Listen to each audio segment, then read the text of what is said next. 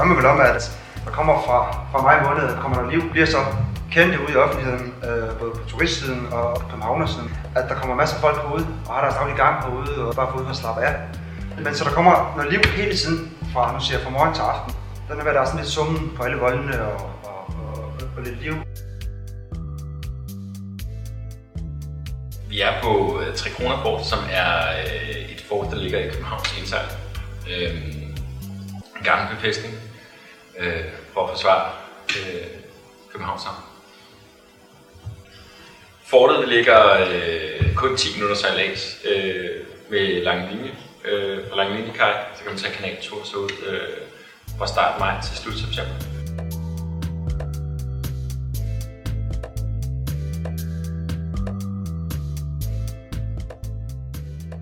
I caféen har vi fast et snackbar med forskelligt charcuterie fra Klosterheden og på Ålbæk.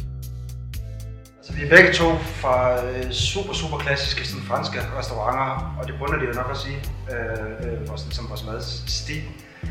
Men man bliver selvfølgelig påvirket af de andre steder, man har været, så sige, at det er sådan lidt fransk-nordisk inspireret.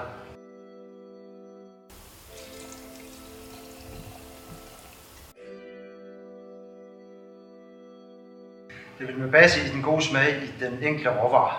Altså få den bedst mulige smag ud af en råvare, det vil sige en gulerod. Der er ingen grund til at hakke gulerod i 1000 stykker og lave det ene og det andet og det tredje på den, hvis det bare smager skide godt. Altså.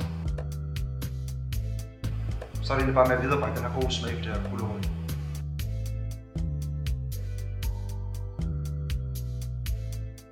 Så det er lette retter og simpel mad, hvor der ikke gør for meget ved det, hvor det egentlig bare varen i sig selv, eller maden i sig selv, der smager godt.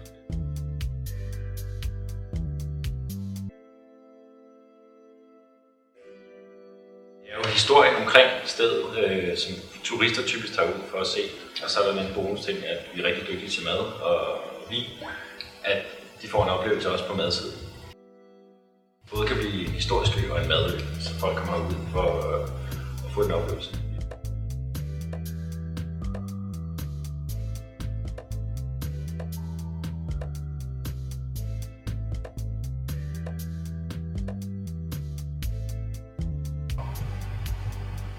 Ja, så fandt vi bare, at vi gik meget godt spil med hinanden.